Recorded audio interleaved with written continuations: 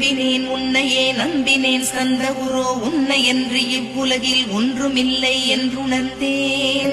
நன்கறிந்து கொண்டேன் நானும் உனதருளால் விட்டிட மாட்டேன் கந்தா வீடதருள் வீரே. நடுநெற்றித்தானத்து நான் உனை தியானிப்பேன், பிரம்ம மந்திரத்தை போதித்து வந்திடுவாய். சுழுமுனை மார்க்கமாய் ஜோதியை காட்டிடுவாய், சிவயோகியாக என்னை செய்திடும் குருநாதா.